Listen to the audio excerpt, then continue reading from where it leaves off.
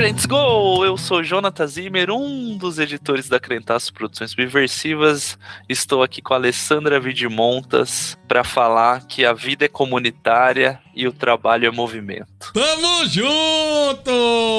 Eu sou a Alessandra Vidimontas, estou aqui com a Tamires, uma pessoa que foi responsável por conduzir boa parte desse podcast, uma pessoa sensível, atenciosa, muito engajada também, tanto no evangelho quanto em causas sociais, e foi um grande prazer passar esse momento aqui com ela. Thank you! Muito obrigada, muito bonito essa apresentação. Eu sou Tamires Palma, eu estou aqui com Sara Furtado, que é minha irmã, minha amiga, e hoje eu pude ouvi-la falando de maneira tão profissional, tão adulta, tão chique sobre o lugar do trabalho, que foi muito bom dividir a mesa e ouvir vocês duas, mas tê-la aqui comigo foi muito legal. Somos irmãs, somos amigas, somos mulheres. Eu sou a Sara Furtado, estou aqui com o Jonathan Zimmer, editor da Crentaços, e dá para falar que o calado vence, porque foram poucas as palavras, mas foram profundas. Gracias por esses regalitos. Olha só, agora você deixou um peso para a pessoa, vai ter que lá no final, talvez ela vai descobrir se é verdade ou não, mas estamos todos reunidos aqui para falar sobre vínculos familiares, laços comunitários e falar sobre associação Encontro com Deus e esse trabalho maravilhoso com mais de 20 anos, atendendo mulheres, atendendo famílias, formando, gerindo e cuidando de comunidades, logo depois dos nossos jabás.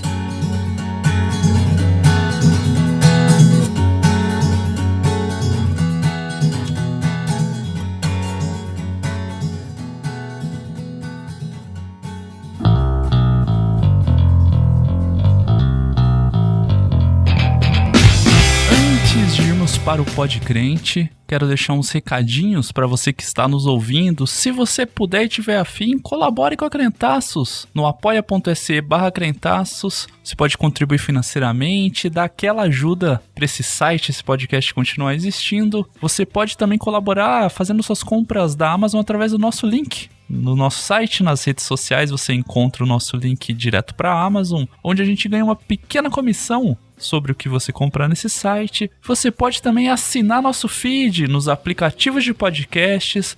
Você pode assinar no Spotify, se inscrever no nosso canal no YouTube. Sempre que sair um podcast novo, você recebe uma notificação neles. Se você ouve pelo Sacana do Spotify ou pelo Espertinho do YouTube, também curte, deixa um comentário, comenta em cada episódio, que a gente sempre tá olhando, sempre tá respondendo, e isso ajuda o podcast a aparecer para mais pessoas. Siga também a gente nas redes sociais, é só procurar por Crentaços, você sempre nos encontra lá, já vai seguindo, dando uma olhada nos conteúdos que a gente faz lá também. Conheça a nossa lojinha em umapenca.com.br/Crentaços, onde você encontra camisetas, adesivos, bottoms, bolsas e várias coisas magníficas com temas que remetem a este site idoso.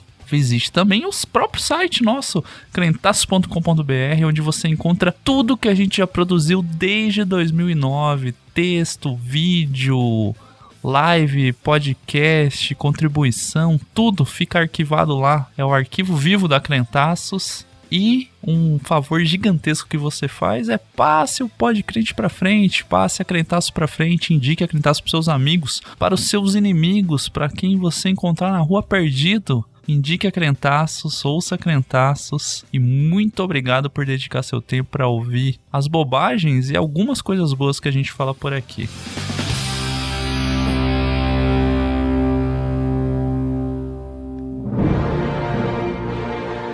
A Crentaços Produções Subversivas apresenta Pod Crente, o podcast do blog dos Crentaços.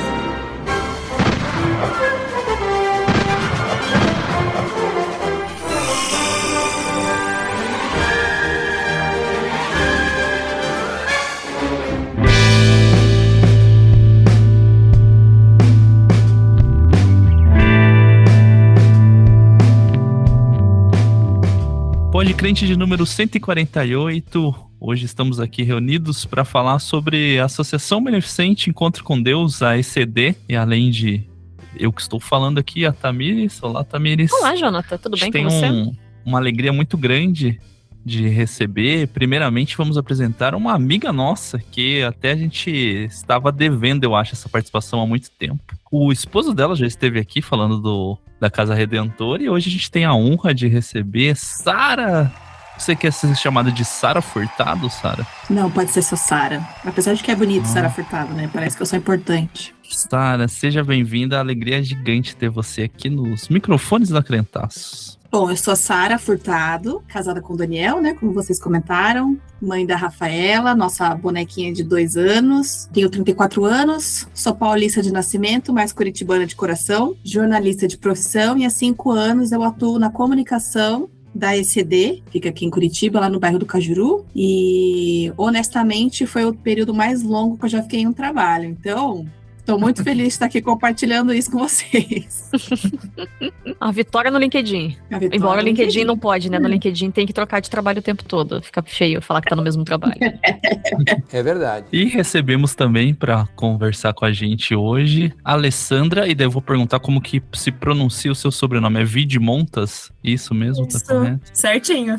Então seja bem-vinda, Alessandra. A gente fica feliz de receber você também aqui para conversar com a gente. E se quiser falar um pouco de você também, seu trabalho na ECD. Obrigada pelo espaço, obrigada Sara também pela articulação. Eu sou a Alessandra Vidmontas, trabalho no terceiro setor em organizações sociais há 18 anos. Já atuei com dependência química, já atuei com crianças e adolescentes, e agora também, o maior tempo que eu já fiquei em uma instituição, em uma empresa, está sendo na ECD. Estou para fazer 9 anos esse ano, e eu atuo na coordenação, gestão de programas, projetos e serviços. Atuo também nos conselhos da mulher, já atuei no conselho da criança também. Conduzo algumas equipes ali na instituição, o que é um grande desafio, mas também faz parte daquilo que eu entendi da parte de Deus, que Ele tem como vocação, não só uma vida vocacionada, mas um trabalho também direcionado a servir as pessoas de alguma forma, com a minha profissão, com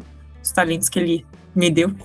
E a gente vai desenvolvendo isso junto com outras pessoas para servir da melhor maneira. Então, acho que é isso. Resumindo, um pouquinho de mim. Então hoje, através desse tema que a gente colocou de vínculos familiares e laços comunitários, a gente vai falar do trabalho da ECD, que é uma associação que já tem uma trajetória de mais de 20 anos, dedicados a essa promoção e fortalecimento da família e dos vínculos familiares. A gente vai contar um pouco da história da organização, dos trabalhos, das frentes de trabalho que tem, alguns casos que já passaram por lá, e como a gente já fez outros podcrentes, que a gente traz bons exemplos de um cristianismo comunitário, de um cristianismo na prática, de como cuidar das pessoas é um reflexo do reino que ainda virá, mas já está um pouquinho aqui. Para isso a gente recebe a Sara e a Alessandra hoje, e a Tami vai conduzindo aqui, eu vou participando também, e a gente vai conversando sobre esse assunto hoje.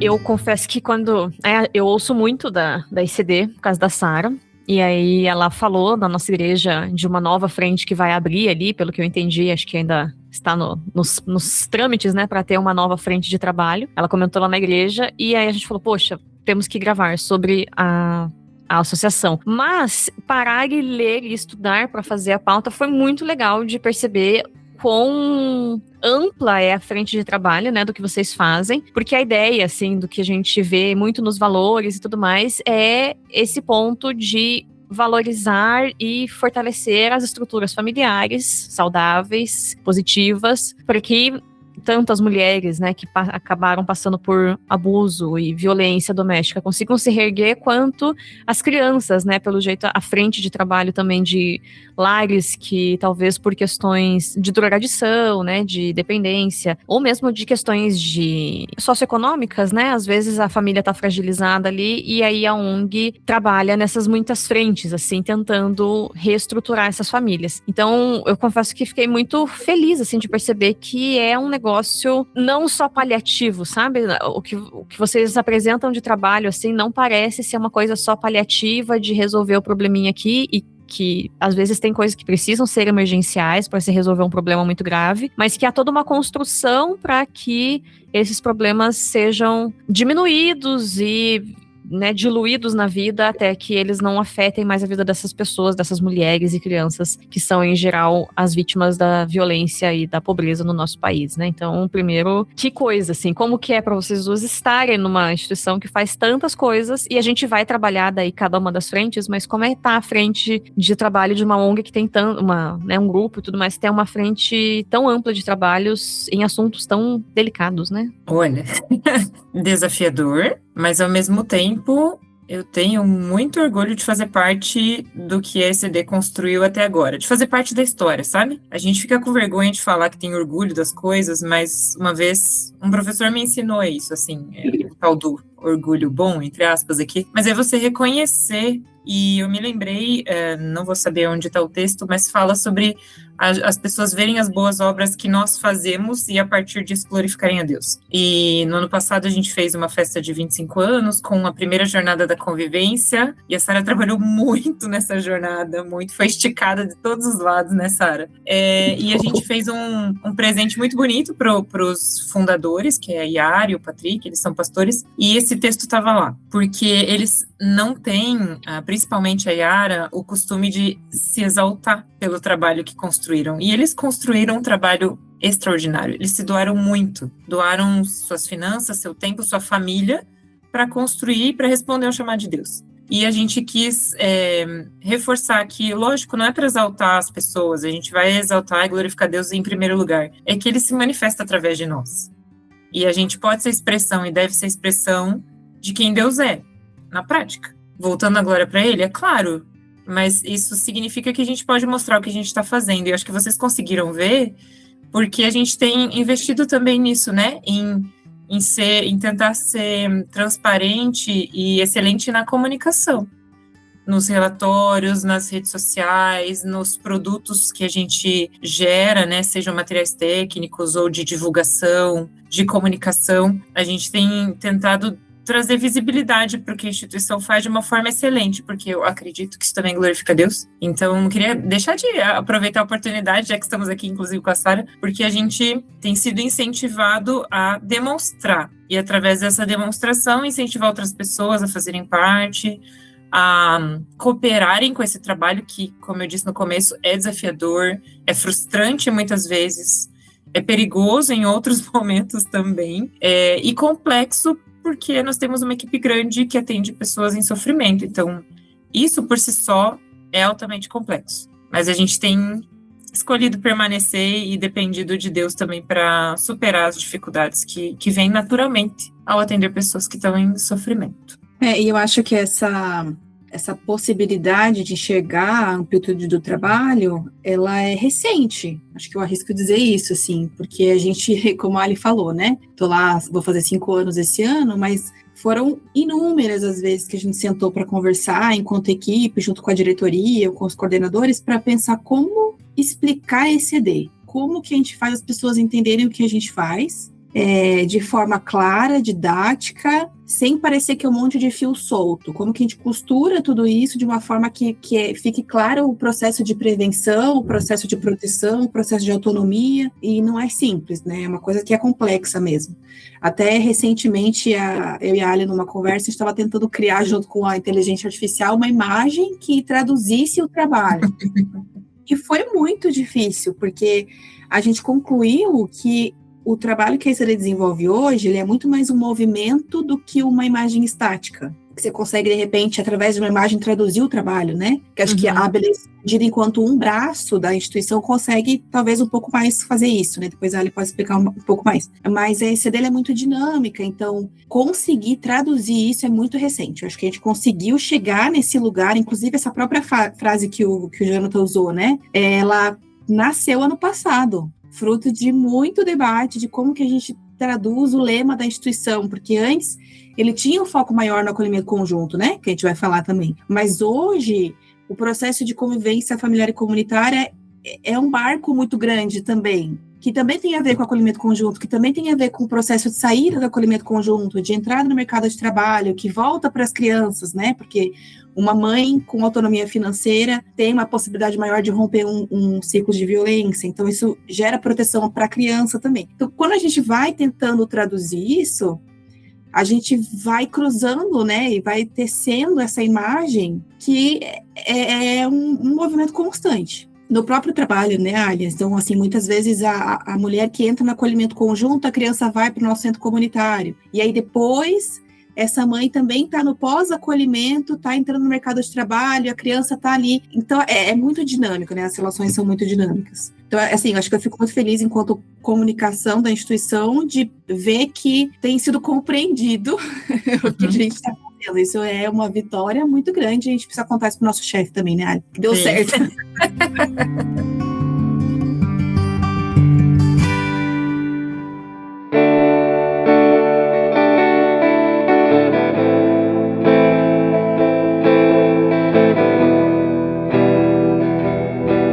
Imagino que a ECD tenha começado justamente com essa ideia do acolhimento de pessoas em situação de vulnerabilidade e violência, né? Então vocês trabalham, como a Sara já comentou, com a ideia do acolhimento conjunto, que é a oferta de casas protetivas destinadas a mães e filhos que se encontram em situação de vulnerabilidade. E o quão interessante, sabe, o quão potente é a gente perceber que isso existe, porque assim, existem poucas, mas existem casas desse tipo que são do governo, né, que são a Casa da Mulher Brasileira. Mas é muito curioso porque eu acho que se a gente pegar, e vocês talvez tenham esse dado efetivo, eu imagino que a maior parte dessas casas sejam ligadas a instituições religiosas e não sustentadas pelo governo, assim, né? Então, o quão se fazer escudo, se fazer tenda para essas pessoas de proteção é uma coisa que a gente encontra eco no evangelho mesmo, né?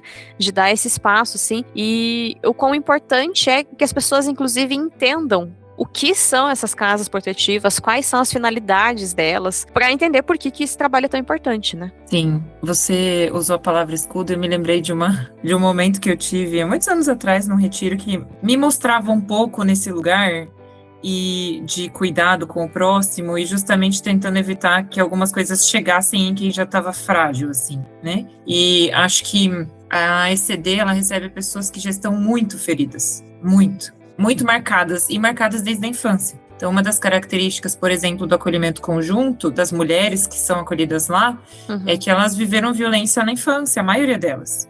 E a gente chegou a fazer um levantamento de quantas ou de quais tinham vivido violência sexual. E era de 10, 9. Tinham vivido isso na infância, na adolescência, ou já tinham sido meninas acolhidas e depois voltaram para o acolhimento enquanto adultas. E a gente experimenta isso hoje porque nós temos 2 casas, uma de mulheres adultas com filhos e uma de adolescentes, gestantes e mães com seus bebês, ou só gestantes, né? E a gente vê o ciclo da violência, da vulnerabilidade, da pobreza se repetindo na história das mães delas, das avós delas, e a gente vai percebendo que elas estão replicando aquilo que viveram desde a infância, e elas ali têm a oportunidade de identificar o ciclo, de perceber e de romper também. É muito complexo e muito difícil você tentar fazer isso num acolhimento que normalmente dura 5, 6 meses para adultas, e um pouquinho mais para as adolescentes, que às vezes ficam 1 ano, 1 ano e meio acolhidas ali.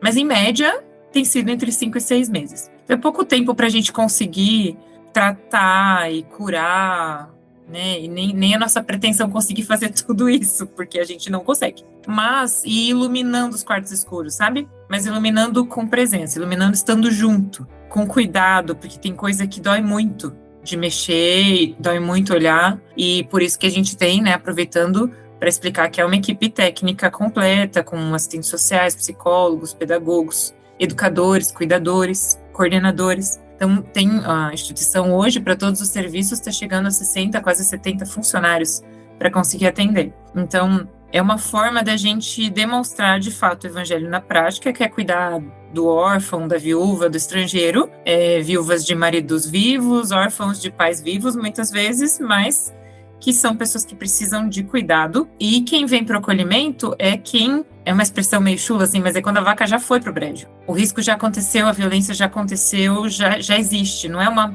tá posto, né? Aí a gente tenta tratar aquela questão e prevenir que essa questão volte a acontecer, tentar tirar ela desse ciclo e colocá-la numa nova jornada. E acho que eu resumiria, assim, dentro dos serviços que a gente tem, que o Grupo ECD, ele é um ecossistema de proteção e de prevenção. Então, desde um serviço que vai prevenir, atendendo as crianças em contraturno escolar, num serviço que é feito pelo Centro Comunitário Cajuru, onde atende as crianças da comunidade, também as acolhidas, de 6 a 17 anos, prevenindo, ensinando, educando e ensinando uma convivência saudável. Ao mesmo tempo, o acolhimento, que já atende as pessoas que estão em risco, que precisam de um lugar seguro, que não tem casa para morar, sejam brasileiros ou estrangeiros. E aí, depois, outros projetos que a gente tem construído, que é de preparar essa saída segura e uma saída sustentável, para fora, para longe do risco. Então, a gente tem tentado estruturar esse programa, esse ecossistema de prevenção e proteção, até porque é muito ruim ficar vendo o trabalho incompleto. Acho que eu poderia encerrar essa parte dizendo que a angústia de ver uma família entrando no acolhimento e saindo sem segurança foi que nos moveu a fazer outros projetos. E fazer mais do que aquilo que a gente já fazia, que é acompanhar quem saiu, além de quem está lá dentro. Então, mas isso nos motivou e me motivou a pensar, não, ainda tem um problema aqui, não está resolvido.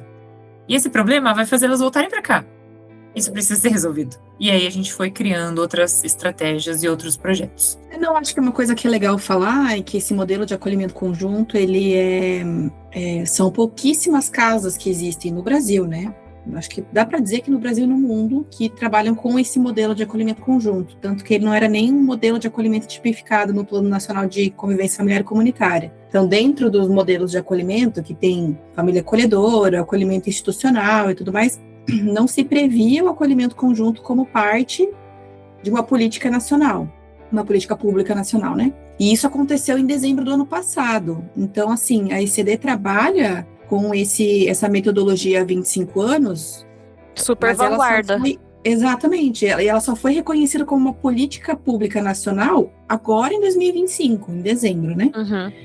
E é legal falar que a partir do modelo que a ECD desenvolveu, também várias outras instituições pelo Brasil buscaram na Encontro com Deus capacitação para replicar esse modelo, né? Então, o Manaus já fez esse movimento, né? O acolhimento em Manaus já fez esse movimento, o acolhimento em Brasília já fez esse movimento. Então, é muito legal ver, exatamente, foram algumas localidades que olharam e falaram assim, olha, então a gente precisa aprender como fazer isso e replicar esse modelo. E isso é uma coisa que é muito bonita de se ver, né? De ver como que é um trabalho que é necessário, como a Ali falou, é extremamente complexo, porque vamos pensar que você está numa casa com 15 mulheres, vamos dizer assim, né? Você não está no teu ambiente de privacidade, numa rotina que você definiu, né? Tem uma série de regras para você seguir. Isso já é complexo. Agora adiciona um monte de criança nessa conta. É mais complexo ainda, né? Então, é muito legal ver que as pessoas estão olhando e estão se inspirando e estão buscando na Encontro com Deus uma forma de replicar esse modelo. E a nossa expectativa é que com essa tipificação o governo invista mais e a gente veja esse modelo crescendo, né, cada vez mais. É claro que o nosso desejo mais essencial é que não precisassem haver essas casas, né? Mas já que precisa, que seja feito com qualidade, né? Uhum. E pensando nisso, eu não sabia dessa questão de que o acolhimento conjunto não era uma coisa tipificada na legislação brasileira, porque se você pensa num acolhimento, né, numa situação em que a mãe tem lá 2 filhos e ela tá sofrendo violência e tem os filhos sofrendo violência. Se ela não tem um lugar para ir com as crianças, ela vai ficar na violência, porque não, se alguém descobre, se os vizinhos descobrem, se a escola descobre, os meus filhos vão pro abrigo e aí eu não sei pra onde eu vou e a família tá desfeita, né? Então, eu acho que é um ponto até de dificultar a coragem dessas mulheres de tentar sair da violência, né? Pelo medo de perder a guarda dos filhos, de perder o convívio com as crianças, assim. E aí você ter essa perspectiva de que você entende que esse núcleo familiar é vítima da violência e, portanto, não são esses laços aqui que precisam ser desfeitos, né? Dá mais segurança para que elas tomem esse passo tão difícil que é tentar romper com a violência que estão sofrendo, né? Sim, mas sabe que esse é um ponto que agora a gente tem avançado muito porque a temática, a pauta da mulher e da violência contra a mulher, misoginia, etc., está em alta. Então, eu lembro que quando eu entrei na ECD, há uns 8 anos atrás, um exemplo bobo, assim, quando a gente ia arrecadar presentes para Dia das Crianças, Natal, os voluntários que se apresentavam, eles queriam ajudar as crianças. Porque é aquela mentalidade de abrigo de criança, então tem que ajudar a criança, presente para criança. E as mães sempre ficavam sem presente. E a gente improvisava, comprava uma coisinha ou outra, assim, e não tinha. E aí, aos poucos, né, com a política de proteção à mulher avançando, as pessoas começaram a pensar mais a respeito e a querer se importar e perceber que tinha uma mulher ali. Então a gente começou a divulgar muito também as ações focadas mais na mulher, para que as pessoas entendessem que aquela mulher, ela também era uma vítima naquele momento, daquela circunstância, e não a vilã, não a pessoa que estava concordando com um ambiente hostil e violento, não a mulher que é mulher de bandido, mas uma mulher que precisava de ajuda também. E essa foi a pergunta que motivou o nascimento do acolhimento conjunto no coração do Patrick, que foi a pergunta: quem está trabalhando com essas mulheres, com as mães das crianças do orfanato onde ele era voluntário? Então foi lá que ele despertou, mas pera, elas não são órfãs, elas têm mãe. E quem está trabalhando com essas mães, elas também precisam de ajuda. E aí, a partir disso, o olhar de cuidado com a mãe, com a mulher, nasceu lá no comecinho. E a gente tem hoje colhido outros frutos, né? Porque as pessoas estão mais engajadas e sensibilizadas para a dor da mulher que está sofrendo violência e que não consegue sair. Ou porque não tem lugar seguro para os filhos, ou porque ela depende financeiramente, ou porque ela ainda está envolvida num ciclo de violência e no ciclo emocional de dependência do parceiro. E a gente tem aprendido a não julgar, porque quem viveu alguma relação abusiva na vida vai saber que é difícil sair do ciclo. Você fica amarrado em um contexto que muitas vezes você não encontra a porta de saída. Então, hoje existe uma compreensão social mais ampliada desse conjunto, mulher e filhos e suas mães, que ambos precisam de proteção.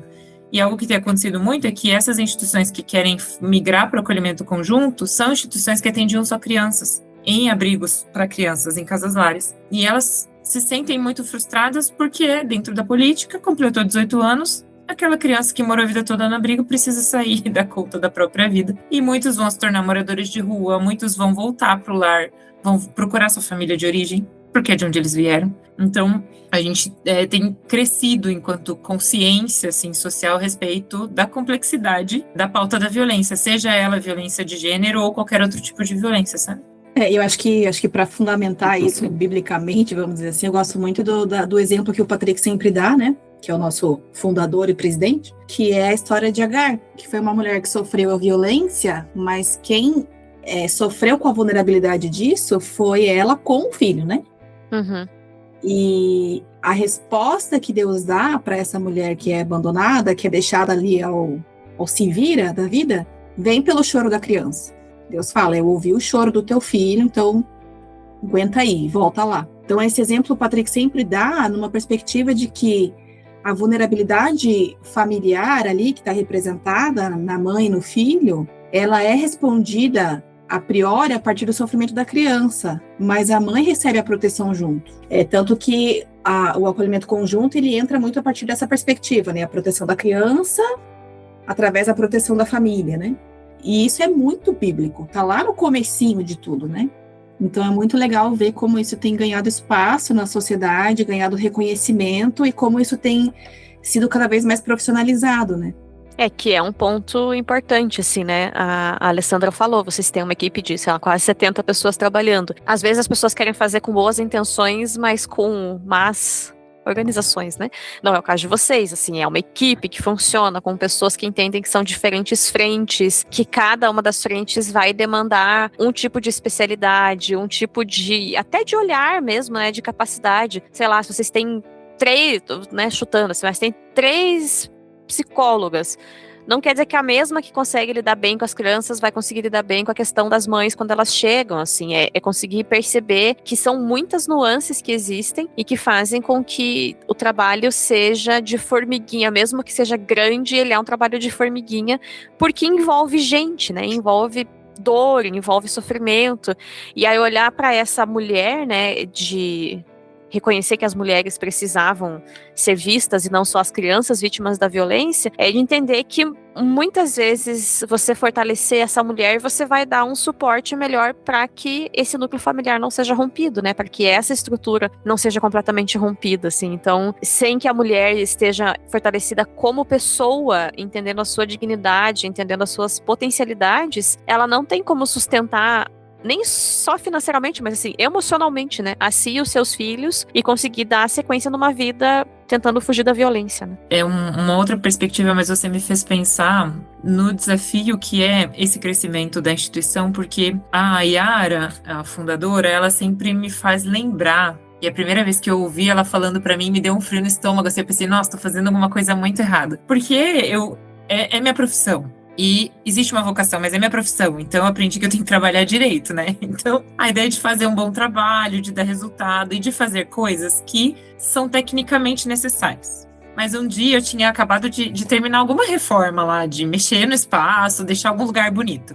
E aí eu lembro que ela falou assim, de nada adianta ter uma casa linda se não tiver Jesus aqui. E aí eu pensei, é verdade. Não, ela tá certa. Mas será que eu tô esquecendo? E eu fiquei numa crise, assim, porque eu dou muito valor para o que ela fala, porque, de fato, assim, eu acho que a gente já foi, nesses 8 anos, para alguns extremos. E o terceiro setor como um todo, né? As organizações religiosas e filantrópicas, elas passaram por esse momento de profissionalização. E não tá errado. Tem que ser profissional. E é uma forma de honrar a Deus, você seguir a lei, você cumprir as legislações trabalhistas, tudo isso. Ser tecnicamente correto. Mas a gente não pode esquecer, porque há dias em que a técnica não alcança alguns lugares. Você pode ser muito bom, um excelente gestor, um excelente psicólogo, um excelente assistente social, mas tem hora que nada disso funciona. Funciona você ser sensível no espírito e agir de acordo com aquilo. Porque naquele momento, às vezes, é essa iluminação que você precisa para alcançar o coração de alguém. Então eu sempre falo para a equipe, para pessoas difíceis que a gente atende, como que você vai chegar no coração dela? Como a gente vai chegar no coração dessa acolhida? Porque muitas nos odeiam gratuitamente, porque não é um lugar que ela queria estar, a gente significa ainda uma ameaça para ela. Então o desafio tem sido ser profissional, não separar secular e sagrado, é você ter o seu trabalho como um lugar santo e sagrado. Fazer um bom trabalho, estudar, cumprir as suas jornadas de trabalho com excelência, ter relações profissionais qualificadas, se desenvolver, mas não perder a essência, que é o amor de Deus que precisa ser transmitido para elas. E no meio da rotina, das tarefas, dos relatórios, das prestações de contas, é muito fácil se perder e pensar, eu fiz tudo que eu tinha que fazer. Fiz, cumpri o prazo, entreguei, ufa. Mas e a gente precisa prestar atenção nisso. Eu preciso prestar atenção nisso. Porque como eu tô mais na gestão, e apesar de gostar de estar perto do público, eu tô um pouco mais afastada. E vira e mexe eu tento, como hoje, né, tinha saída de uma família, de uma mãe e 5 filhas, que estão saindo essa semana. Teve o chá de despedida, de casa nova. E eu pensei, mas eu tenho um relatório para fazer, mas eu tenho... Falei, não, Alessandra, pare, vai lá. Vai lá, dá um abraço nelas, fala uma palavra bonita, deseja que Deus abençoe, ora por elas, e daí você volta pro seu escritório. Aí eu subi, fui, mas assim, falando pra mim mesma, pra eu não esquecer a missão que a gente representa. Deve ser pauleira.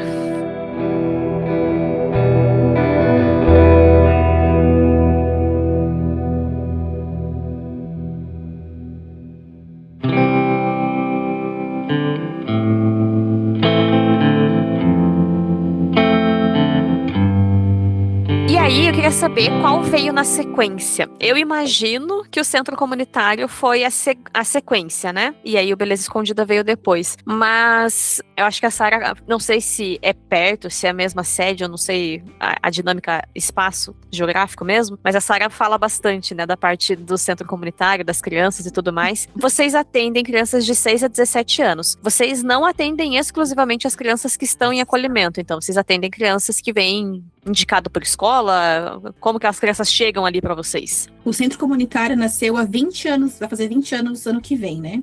Ele nasceu em 2007, de uma forma muito artesanal, a priori, porque o entendimento foi o seguinte: então, aquele espaço ali, porque a instituição ela nasceu no espaço da igreja, Encontro com Deus, né? Então, aquele espaço passou a receber um público vulnerável, a partir do acolhimento conjunto.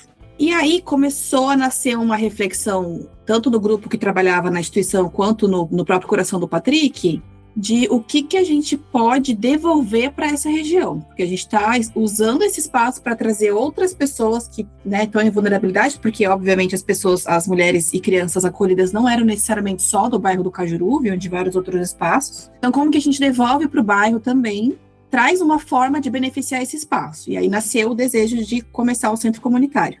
Começou ali no espaço da igreja mesmo, e aí foi em 2015 que inaugurou o prédio, que hoje ocupa ali os 3, quase, acho que 4 andares ali, né, do Centro Comunitário Cajuru, que é um prédio bem grande. Se você passa ali na rua, você vê já a quadra de longe. Então, ele nasce muito como uma tentativa de dar ao bairro, trazer ao bairro algum benefício, não só ocupar o espaço, né?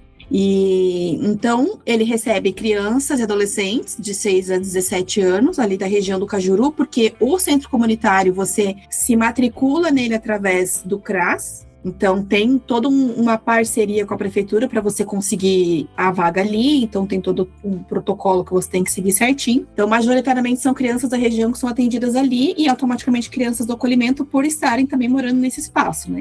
O endereço de referência ser ali. Então ele nasce muito como uma resposta, acho que eu arriscaria até dizer que é como um agradecimento à possibilidade de ocupar esse espaço como uma casa, né? Como que é o dia a dia das crianças ali? Eu vou falar porque, assim, eu tenho vários alunos, eu moro na região do Portão e dou aula pra cá também, né? E eu tenho os alunos que vão na Encanto, acho que é o nome da... Gente, eles são completamente apaixonados. Eles contam, no passado, no final do ano que eu descobri que vários iam pra instituição, assim, porque eles vieram, trocentos deles vieram me convidar pro dia que ia ter o balé com as danças e apresentações, que era lá no Positivo, e super tarde. Eu falei, gente, desculpa, a prof não vai poder ir. Mas eles são muito apaixonados, assim, então eu imagino que trabalhem de formas parecidas, né? Os trabalhos com crianças e adolescentes tendem a ter esporte e tudo, mas como que é a rotina deles? No que eles fazem, né? É contraturno escolar, mas assim, o que eles têm? O que eles fazem? Como que é a convivência deles? Eles entendem que tem crianças que estão longe de parte da família, ou eles não entendem isso também?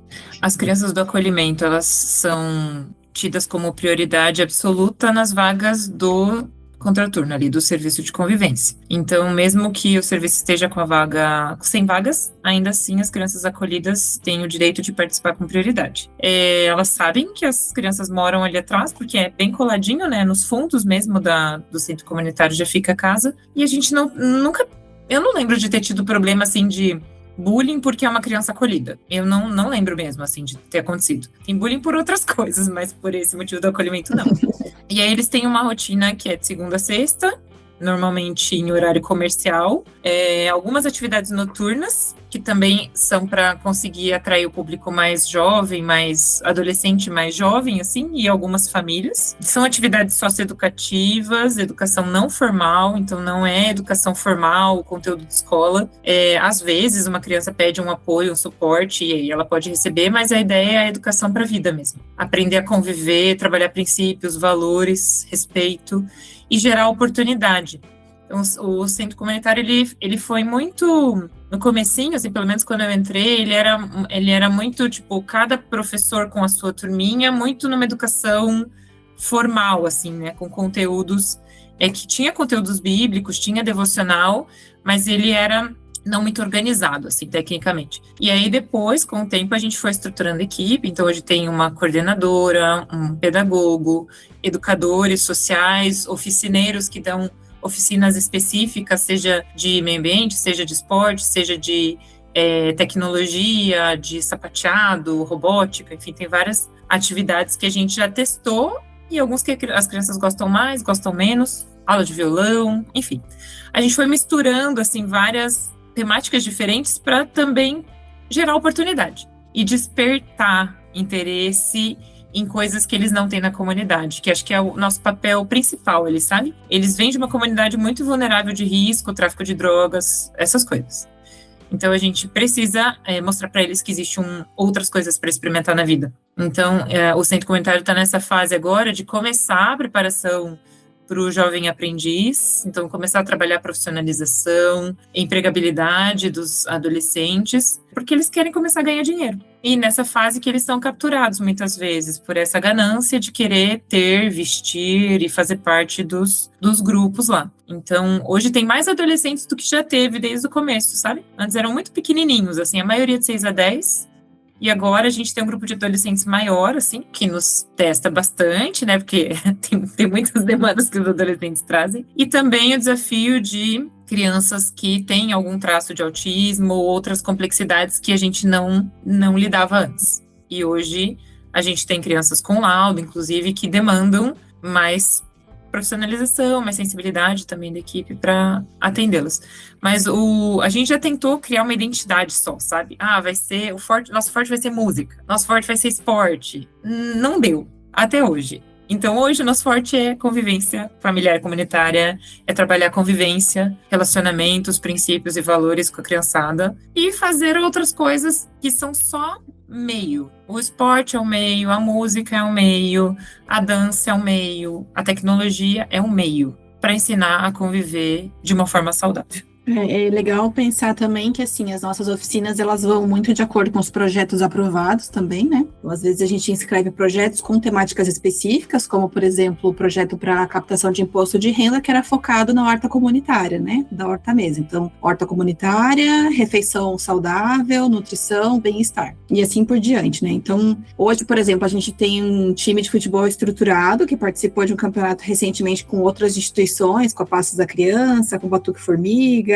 com o Bom Pastor. A Encanto, até que você citou, é um grande parceiro nosso, né? Então, acho que uma das grandes parcerias com a Encanto é através do projeto Caça-Jeito. Então, eles oferecem cursos ocupando o nosso espaço, a gente faz a captação do público e através do Centro Comunitário Cajuru, ali eles fazem curso de artesanato, curso de boneca, curso de guirlanda de Natal, curso de maquiagem, que a gente teve a formação recentemente, maquiagem profissional, o que também é uma forma de agregar a comunidade do Cajuru a ocupar esse espaço, né? Uma outra coisa que a gente tem também, não muito antiga, é até recente, é o Familiando, que é uma ação para integrar as famílias das crianças ao espaço também, porque antes era um espaço que era ocupado praticamente só pelas crianças, então muitos pais nem sabiam o que acontecia ali. A criança vai lá para brincar, e a iniciativa do Familiando é justamente dizer que não é só brincar.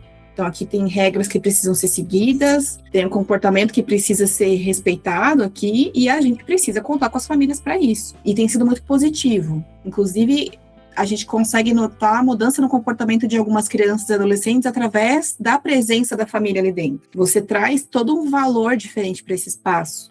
Pô, se meus pais estão presentes aqui, né, minha mãe que seja, né, ou minha avó que seja, agrega um valor diferente. O que eu sinto um pouco é uma dificuldade de dar essa perspectiva para as crianças e adolescentes. Como a Ali falou, né, as oficinas, elas são meio para chegar no objetivo final, que é o bom conviver, né? O Charles, que é o coordenador do Serviço de Convivência e Fortalecimento de Vínculos, ele usa muito esse termo, né, trazer o bom conviver. Então, engajar no ensaio de uma música, de uma dança, às vezes é muito difícil, porque a dança pela dança, a música pela música, tipo, eu danço em casa, eu brinco em casa, sabe? Então, trazer essa percepção do valor, da importância, da convivência, da identidade, do pertencimento é muito complexo, não é simples. Eu acho que uma das coisas que até compartilhei no final do ano passado, no evento com os funcionários, né, na confraternização de fim de ano, acho que uma coisa que a ECD faz com a gente, que é crente e acha que o trabalho missionário, o trabalho social, ele é linear, é mostrar que não, que muitas vezes o engajamento com esse trabalho, ele demanda perdão constante, segundas chances constantes, frustração constante, que basicamente é o que Deus faz com a gente o tempo todo, né? Mas de olhar e falar, esse não era o resultado que eu estava esperando. Ou às vezes nem tem resultado, mas a gente permanece ali investindo nessas crianças, nos adolescentes, nas mães, nas famílias, no bairro, na região, porque é o que Jesus manda a gente fazer, né? Então, e é muito bonito, né? Acho que uma história muito legal de contar, 2 histórias acho que legais de contar, não vou citar o nome das crianças, obviamente, mas um menino que hoje ele tá com, acho que 10 anos, se eu não me engano, muito desafiador, uma história familiar muito complexa, criado pela avó do amigo, aquela coisa assim, bem desestruturada mesmo, mas que por insistência da coordenação, por dar espaço de diálogo, de conversa, de inclusive um espaço para explodir, tem mudado o comportamento, né? Até ela comentou, a Letícia, que é coordenadora do serviço, ela comentou que ele nomeou um sentimento pela primeira vez no ano passado, dizer, eu estou sentindo raiva agora, porque antes ele só saía quebrando tudo, ele falou, agora eu tô com raiva, quero ficar quieto aqui. Isso é uma conquista muito grande, muito grande. E uma outra história de uma menina adolescente também, que, enfim, tem uma família envolvida na questão do tráfico, não tinha muito engajamento, não tinha muita perspectiva, e do ano passado para cá começou a criar um vínculo diferente e assumiu a turma dos pequenos para ensaiar para a apresentação de final de ano. Então quem fez a coreografia foi ela, quem ensaiou as crianças foi ela, e no dia da apresentação quem estava lá na frente mobilizando a gurizada foi ela. E isso também tem muito valor, muito valor. Então eu acho que essas pequenas vitórias, sabe, elas fazem a gente puxar o ar e falar, cara, isso vale muito a pena. Vale muito a pena. Até porque o evangelho não é imperialista, né? Ele não vem de cima para baixo, assim, tipo, vai ser tudo de uma vez, tá mudado, tá conquistado. É no trato, né? Jesus tinha 12 oficiais do lado dele. E esses 12 mudaram o mundo, tipo, depois, né? Então, assim, mais ou menos esses 12, né? Trocou um ali no meio do caminho. Mas é essa ideia de que é no pequeno, assim, né? Que a gente vai mostrando e vai convivendo e vendo a transformação dos outros também, né?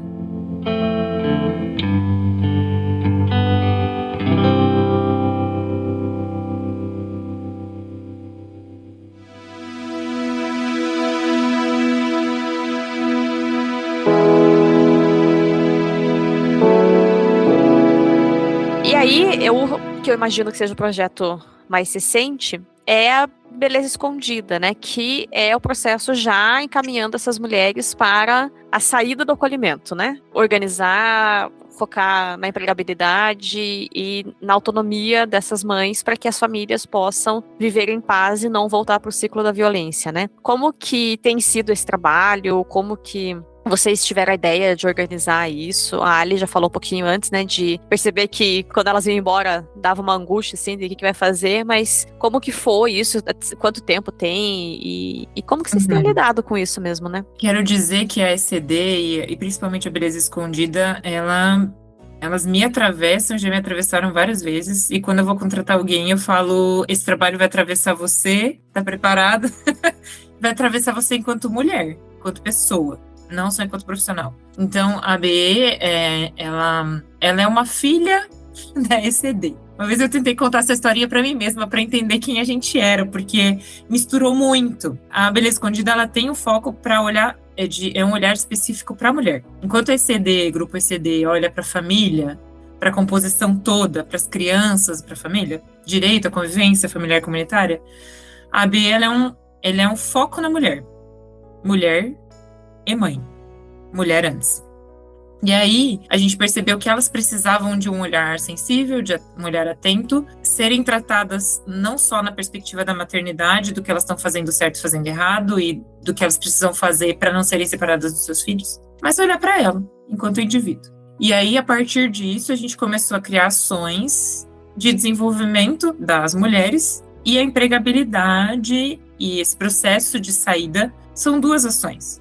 Então, a Beleza Escondida, ela é grande no sentido de que ela foi abarcando várias ações de promoção do protagonismo da mulher, de fortalecimento dela, por meio da empregabilidade, por meio da renda. E nós temos um acompanhamento das mulheres quando elas ainda estão morando no acolhimento e estão já preparando para sair, ou seja, já tem uma renda mais ou menos organizada, já estão emocionalmente mais estáveis, já estão começando a procurar sua casa, já estão querendo fazer o movimento de sair. Aí a nossa equipe acompanha essas mulheres com planejamento de saída, e deixa livre para que elas sejam acompanhadas quando saírem. Não é obrigatório. E esse foi o pulo do gato, sabe?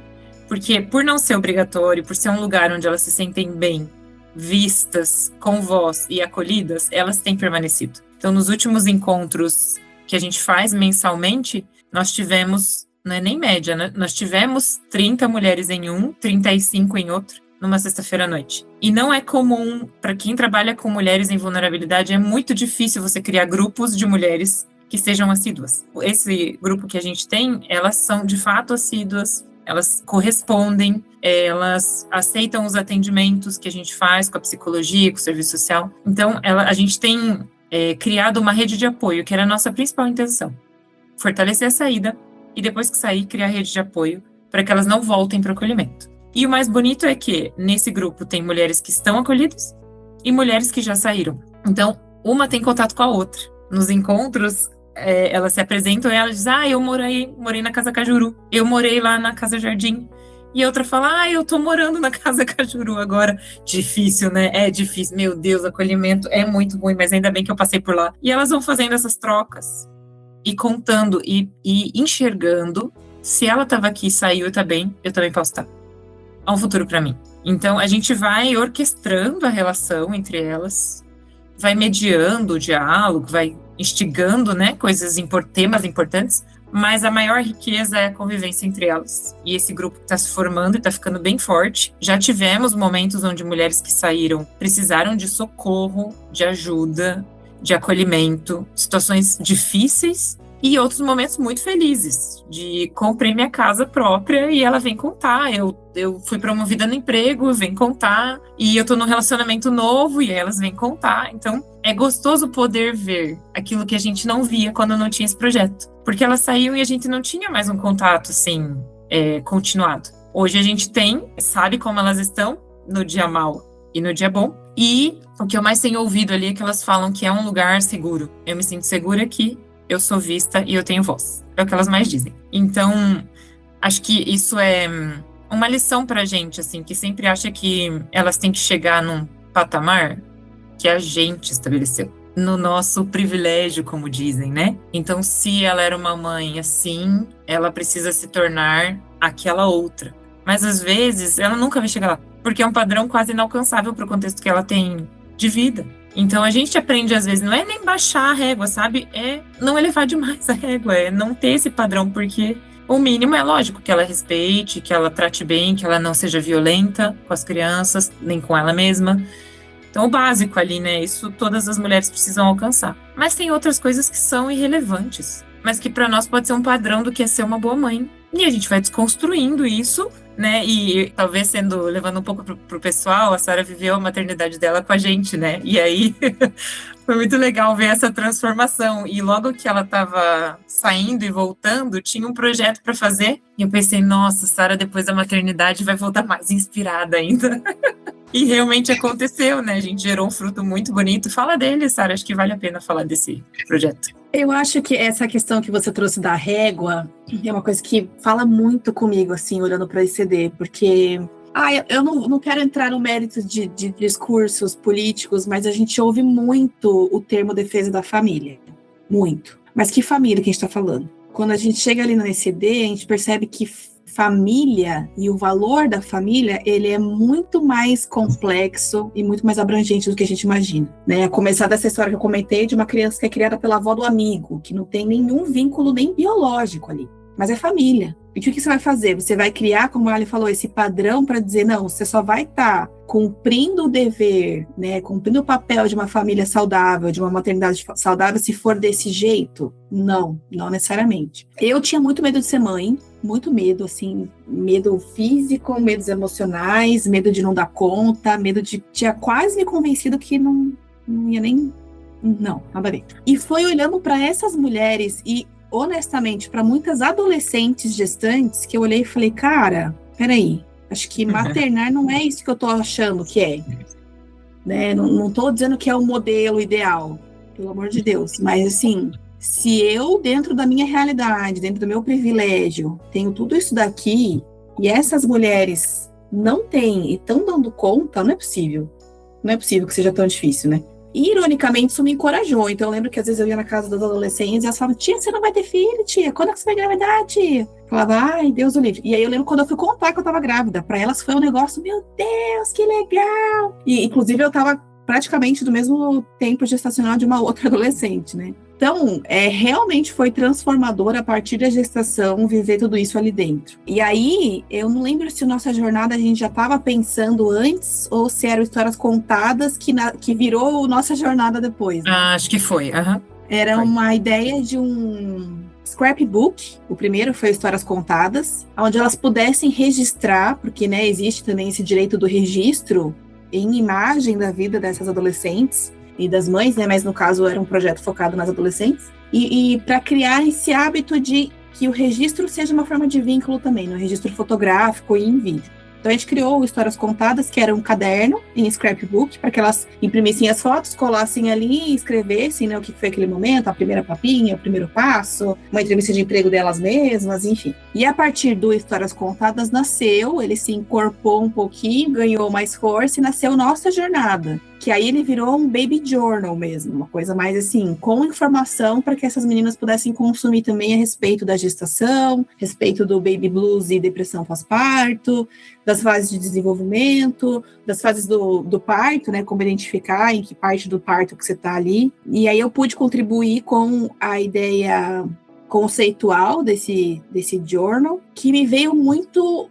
acho que de conteúdos que eu estava lendo na época, que tratavam a maternidade como... A maternidade não, a parentalidade, vamos dizer assim, como um navegar entre margens extremas da rigidez e do caos. Né? Então, como que ser mãe e pai é você conseguir criar uma criança, você conseguir navegar no meio dessas duas margens. E aí a gente fez o conceito da Nossa Jornada dentro dessa questão do barco, né? Que é a maternidade. Aí eu fui poetizando e criei o mar da eternidade. O mar e a eternidade é a maternidade, né? Que é você navegar pro resto da vida aí. E aí a gente criou esse material. Eu acho que a gente nem colocou ele no site ainda, mas nas redes sociais a gente já publicou tanto o lançamento dele quanto a entrega para as meninas. E eu lembro que uma das adolescentes, quando recebeu o livro da mão impresso, porque ele ficou bem bonitinho, assim, ela falou, nossa, tia, ficou bonito. Eu falei, poxa, mas você achou que ia ser o quê, né? E é legal, é muito legal poder, acho que a gente volta um pouco naquilo que eu tinha falado no começo, né? Nessa coisa orgânica, nesse ecossistema, né? Nessa coisa de movimento que atravessa a gente, que a gente vê acontecer com o outro, mas que podia ter acontecido comigo, e que talvez aconteça, e que, né? Então, eu acho que é muito legal ver também na nossa própria equipe a potência das mulheres no trabalho, né? Muitas são mães, uma grande maioria, não são todas, mas uma grande maioria são mães, e o quanto que isso também interfere diretamente na forma de compreender a vida dessas mulheres. Para mim, diretamente falando, me fez enxergar, acho que eu passei por um processo de luto até, de olhar e falar assim, nossa, é muito difícil. Acho que eu não dou conta de lidar com essas histórias, com essa, né, essa não linearidade do processo. Mas aí, convivendo, inclusive com a Rafa, né, minha filha, a gente olha e fala, cara, é isso, a vida é isso aí. A vida é isso aí. A complexidade da saúde mental, a complexidade econômica, a complexidade das relações, é isso. Não é simples. E eu acho que a gente, como igreja, precisa desse choque de realidade para abrir mão da arrogância de achar que é desse jeito só. Não é. Mesmo porque quando a gente tem experiência, e queira ou não, dentro da minha vivência, eu também tive experiência de um relacionamento ruim, de um relacionamento abusivo, foi também por meio de pessoas que tinham um pé no chão, um evangelho muito pé no chão, assim, muito real, né? E eu tinha muito uma ideia de... não sonhadora, meio iludida, assim, sabe? De como seriam as coisas depois que eu me converti. E de como deveriam ser as relações. Então, quando eu experimentei uma relação muito ruim, mesmo com pessoas da igreja, eu tive outros cristãos do meu lado, inclusive no meu trabalho, meu chefe, meus colegas, que me deram um suporte que a igreja não conseguiu me dar. Porque a igreja ou me falou para orar, ou a igreja falou que tudo tinha um pano de fundo espiritual, e o que era falha de caráter era espiritual, até que meu chefe chegou e foi me mostrando a realidade, me apontando o caminho, e tratando crime como o que é crime, tratando como abuso aquilo que é abuso, e me ajudando a enxergar as coisas. Mas não só isso, também me dando acolhimento depois que aconteceu. Então, a gente trata muito do assunto da violência doméstica com empresas, por exemplo, com outros grupos, dando palestras, treinamentos, consultorias, mas a gente decidiu esse mês, inclusive em agosto vai sair a campanha do Agosto Lilás, que é um mês de prevenção e combate à violência contra a mulher. A gente decidiu falar da violência em contexto religioso. E não que a gente estivesse fugindo desse assunto, mas acho que é a hora certa. A gente talvez não tivesse amadurecido, e agora a gente entende que está aprendendo. E a gente produziu uma série de conteúdos e acho que tem um pouco a ver com quando a gente entende quem nós somos no tabuleiro de Deus, assim. E eu acho que Deus me constrangeu em um momento dizendo que a gente estava um pouco raso na nossa atuação ali enquanto Beleza Escondida. E ele pediu para eu aprofundar. E esse aprofundar envolvia engajar os homens também na temática da violência. E começando dentro de casa.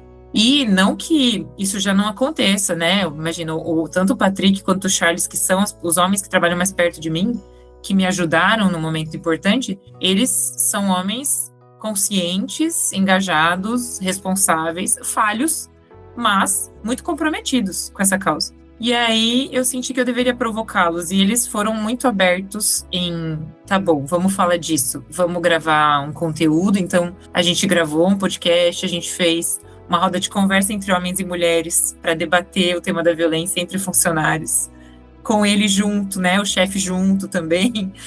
A gente vai produzir uma cartilha de orientação para líderes religiosos a respeito desse assunto, de como atender, de como tratar. E o pouco que a gente já lançou de conteúdo, assim, deu para ver o quanto as pessoas estão gritando e dizendo esse assunto tem que ser falado.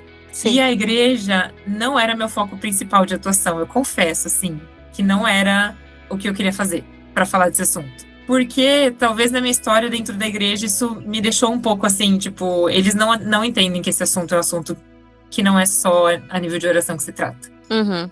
Mas eu entendi que sim, que era um movimento que deveria ser feito e decidimos fazer. Então, em breve, nas nossas plataformas, a gente vai ter um conteúdo bem corajoso nesse sentido. E acho que a ECD é um pouco disso, né?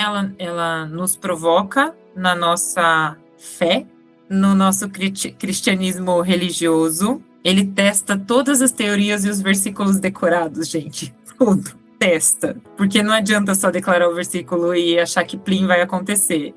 Tem um passo a passo junto com aquilo, sabe? É fé e ação, fé e ação, fé e ação. Não é só te falar. Quem vem na perspectiva do evangelho raso ou não fica, ou então aprofunda. Aprende, como aconteceu comigo também. Eu aprendi muito estando ali, muito sobre o que é ser igreja fora das quatro paredes da igreja. E ter o evangelho forjado, que é no meu caráter, a começar por mim, como diz aquele louvor bonito. E eu acho que esse ano, com o burburinho, né, que se deu na pregação da pastora Helena, acho que talvez tenha um pouco mais de... Sabe, acho que o primeiro choque talvez já até passou, assim, de olha que loucura, tem violência dentro da igreja, a gente tava fingindo que não viu, né? Então, talvez até Deus tenha preparado esse caminho para vocês aí, que a primeira paulada já foi na coitada da pastora Helena, né? Com a sua pregação muito corajosa no Congresso dos Gideões. Mas, sim, né? A gente... O nosso tema aqui hoje não era falar, né? Ir necessariamente pro caminho de discutir o quão a violência contra a mulher é um problema e tudo mais. Porque eu acho que apresentar a ECD faz sentido, sabe? A Sara, né, falou que ia ter essa campanha do Agosto Lilás, ela comentou lá na igreja, e aí depois ter esses espaços, começar a ter esses espaços de conversa dentro das igrejas mesmo. Então, eu acho que faz muito sentido a gente trazer como uma apresentação para que mais pessoas conheçam e talvez procurem, olha, a gente quer trazer para nossa igreja esse tipo de diálogo, mas a gente fala de maneira indireta e às vezes um pouco mais direta, mas a questão da violência religiosa é uma pauta que a gente tem que trazer aqui também, que, né, tamo aí, pessoal. Quem diria? Pleno 2026, a gente ainda tem que estar falando essas coisas. Gente, sério, ai, Jesus. A esperança. A esperança. Para o ferido, como diria a música do Diante do Trono. Porque, olha... Vamos começar tudo de novo, tô animadíssima. Socorro, Deus.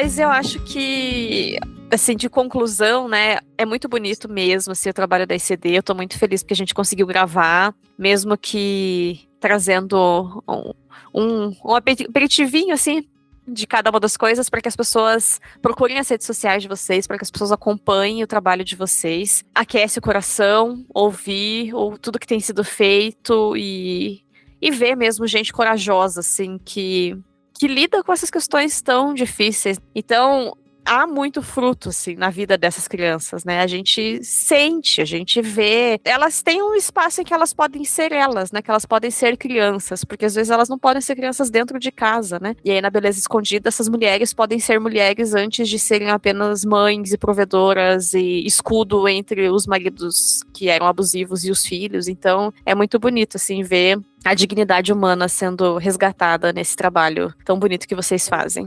Acho que eu concordo, assim, com a Ali, que trabalhar na ICD e acho que se relacionar, seja como voluntário, enfim, trabalha o nosso espírito, trabalha a nossa fé, trabalha o nosso caráter, trabalha a nossa plasticidade, nossa resiliência. Não é fácil, mas quando a gente vê os pequenos frutos que vão nascendo, é um privilégio muito grande. Tem um texto que o Senhor me trouxe quando eu entrei lá. Eu, na minha espiritualidade arrogante, eu orava assim: Senhor, já que o Senhor abriu essa porta, né, então eu vou, me usa, né, que eu seja um instrumento seu, vai na frente, Senhor. Eu juro que eu ouvi Deus me dizendo, já tô lá. E aí quando eu ouvi, não foi nem o texto bíblico, eu só ouvi, já tô lá.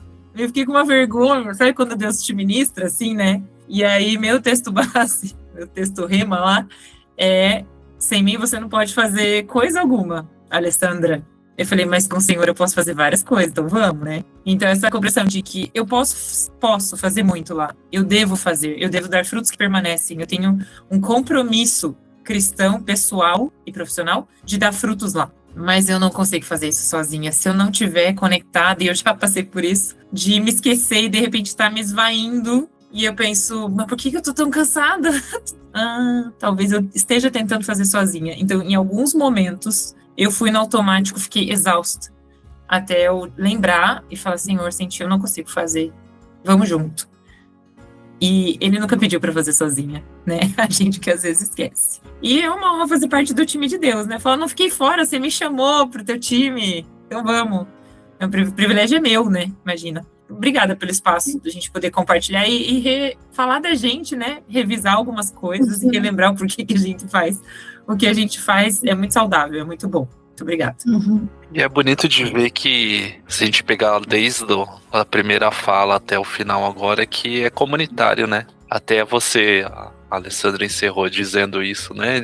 A gente às vezes acha que vai conseguir sozinho, mas não é sozinho, né? Deus escolheu vir para estar no meio da gente. Deus escolheu ter mais gente andando com ele. E é assim, né? Numa situação de vulnerabilidade, de uma vítima de violência, a tendência a pessoa é se fechar, e é compreensível isso, porque é uma forma de se defender, né? De se proteger. E vocês trazem de volta a comunidade, porque a gente precisa um do outro, não adianta, a gente não consegue viver sozinho. Então é vocês trazendo essa comunidade, querendo ou não, a gente acaba fazendo uma ponte de volta, e os 4 aqui conversando, é uma comunidade. Tem um monte de gente escutando que forma uma outra comunidade, porque é assim que Deus fez as coisas, ninguém se basta sozinho. E a gente, vendo esse exemplo através do trabalho de vocês, reforça isso. E é sempre bom lembrar que a gente não se basta. Sim. Amém.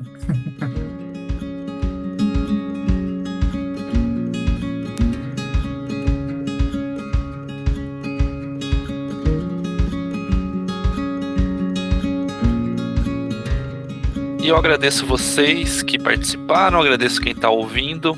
Lembrando sempre que, como de praxe aqui nos nossos programas, cada organização que foi citada, cada exemplo que foi citado, os perfis da ECD, todos estarão disponíveis no corpo do programa. A gente deixa disponível, linkado certinho para vocês encontrarem. Então vale a pena dar uma lida ou no post do programa ou no post de onde você estiver escutando, os links estarão lá. Se você gostou do que a gente falou aqui, vale a pena compartilhar com outras pessoas. A proposta da gente fazer programas assim no meio do nosso calendário do ano é de trazer esperança, reaquecer o coração da gente, de quem tá escutando. Então, às vezes, aquela pessoa que tá, por inúmeros motivos diferentes, desanimada, afastada, sozinha, até, às vezes até, né, nessa época do ano que a gente tá, às vezes, né, aquele ódio que dá uma engajada, vamos quebrar isso trazendo bons exemplos, né, e coisas que alimentam essa esperança. Então, compartilha, manda o link, é tranquilo de escutar, é um programa que não tá longo, é um programa que tá acessível na conversa, então vamos compartilhar coisas legais também, e não só aquilo que é mais agressivo, mas compartilhar o que é bom pra gente tentar ficar melhor e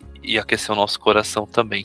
Deixe seus comentários também, colaborem, visitem o perfil da ECD, o site, lá tem várias formas que você pode contribuir diferente, então dá uma olhada, se engaje nisso também. Talvez você não é de Curitiba e região, pensar, eu tô distante, não tem como colaborar. Não, tem formas de colaborar mesmo estando à distância. Então dá uma olhada, vale a pena ler, conhece, acompanha o trabalho. Como a Sara falou, a Alessandra, a parte de comunicação sempre tá atualizando o que tá sendo feito e é legal de acompanhar, faz bem pra gente também, além de quem tá lá.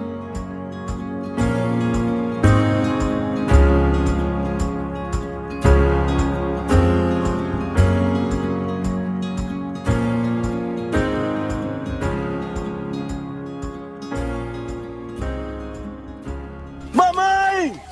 É Deus, mamãe!